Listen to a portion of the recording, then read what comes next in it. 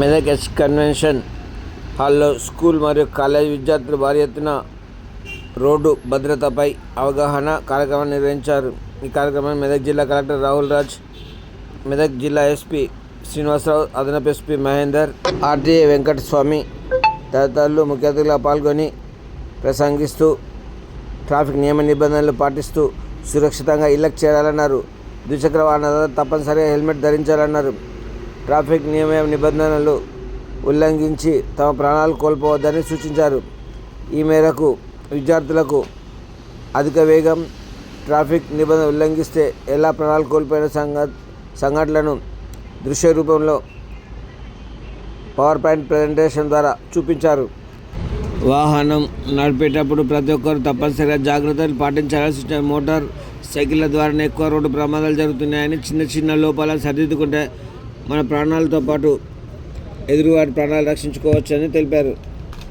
అందువల్ల రోడ్డు భద్రత ప్రతి ఒక్కరి బాధ్యత అన్నారు. విద్యార్థులు చిన్న వయసు నుంచి ట్రాఫిక్ నియమ నిబంధనలు పాటించాలని సూచించారు. ఐఎస్ఐ మార్కుల హెల్మెట్ను మాత్రం వినియోగించాలని, హెల్మెట్ స్ట్రాప్ను తప్పనిసరిగా పెట్టుకోవాలని తెలిపారు. హెల్మెట్ స్ట్రాప్ పెట్టుకున్నట్లయితే హెల్మెట్కి ఎలాంటి రక్షణ ప్రయోజనం ఉండదని చెప్పారు. సీట్ బెల్ట్ వినియోగం తప్పనిసరిని, వేగ నియంత్రణ పాటించాలన్నారు. మద్యం సేవించి వాహనం నడపడం వల్ల ప్రాణాంతకమైన ప్రతి విద్యార్థి తమ తల్లిదండ్రులు బయట వెళ్ళేటప్పుడు ఖచ్చితంగా హెల్మెట్ ధరించాలని సూచించాలన్నారు.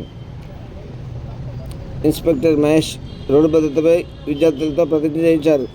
ఈ కారణం జిల్లా అదనపు ఎస్పీ మహేందర్, ఆర్టీఓ వెంకటస్వామి, ఈ Venu, DSP Prasanna Kumar, matron CI Mahesh, విద్యార్థులు తదితరులు పాల్గొన్నారు.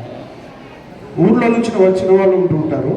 వాళ్ళు చాలామంది ఊళ్ళల్లో కూడా చిన్న తప్పు చేస్తుంటారు. ఏంటంటే ఇక్కడికే కదా, పొలానికే కదా ప్రయత్నామని వెళ్తుంటారు.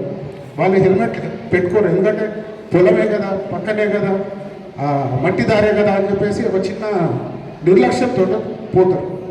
అప్పుడు చాలా విషయాల్లో జరిగింది ఏంటంటే హెల్మెట్లే కూడా అక్కడ చిన్న రాళ్ళు, హద్దులు ఉంటాయి. వాటిపైన పడి చనిపోయిన వాళ్ళు కూడా ఉన్నారు.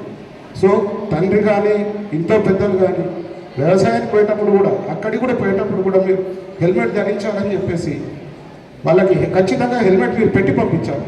ఎందుకంటే చాలామంది ఈ పొలాల్లో పోయే వాళ్ళు, పెద్ద మనుషులందరూ చిన్న వెహికల్స్ యూజ్ చేస్తుంటారు. టీవీఎస్ ఎక్సెల్, ఆ టీవీఎస్ ఎక్సెల్లో లైట్ చాలా చిన్నగా వస్తుంది, నైట్లో కూడా కానీ అక్కడ కానీ. సో దానివల్ల అక్కడ ఏమున్నది కనిపించదు. గుంటున్నా ఏదున్నా స్లిప్ అయి పడిపోయే ఛాన్సెస్ ఎక్కువ ఉంటాయి. కాబట్టి వాళ్ళు హెల్మెట్ ధరిస్తే కనీసం ఏదో కాలు ఇందాక చెప్పినట్టు కాలుకో చెయ్యి చిన్న గాయంతో బయటపడతారు. ఎందుకంటే కాలుకి కానీ చెయ్యికి కానీ దేనికి ఫ్రాక్చర్ అయినా కానీ రికవరీ కావచ్చు. తలకు ముఖ్యంగా ఇదొక సామాజిక సమస్య, కుటుంబ సమస్య.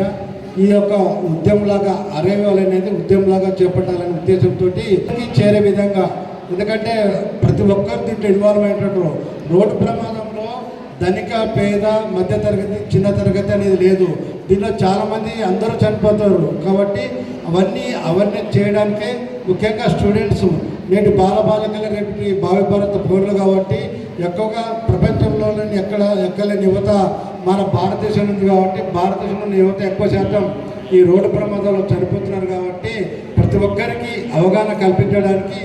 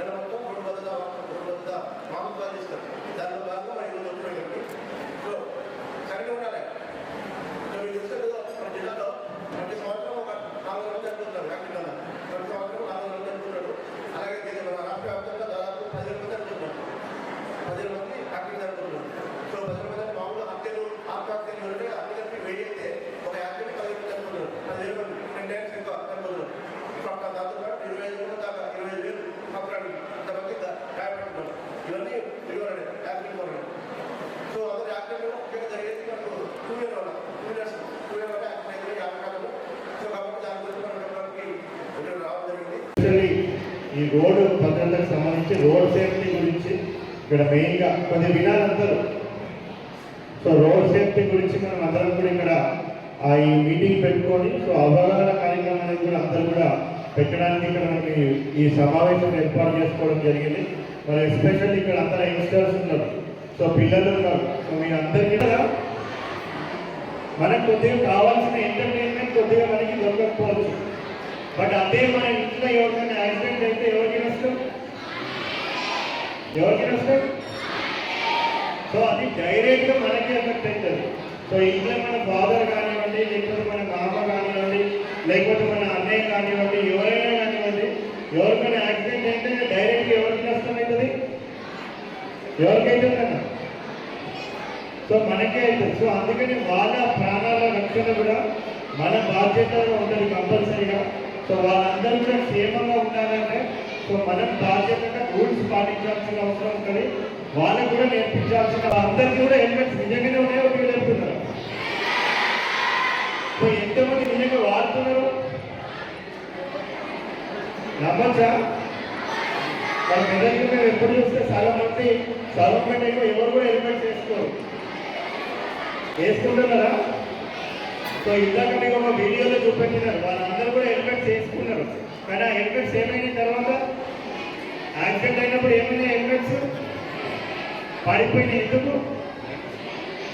సో హెల్మెట్ పెట్టుకోవడమే కాదు, హెల్మెట్ని ప్రాపర్గా కూడా మనము ఆ స్ట్రిప్ని కూడా కరెక్ట్గా పెట్టుకున్నట్టయితేనే ఆ హెల్మెట్ వల్ల మనకి ఉపయోగం అనేది ఉంటుంది. సో అది మీరందరూ కూడా మీ పేరెంట్స్ కానివ్వండి వాళ్ళందరూ కూడా చెప్తారా? హెల్మెట్ కంపల్సరీ అందరూ పెట్టుకుంటారా?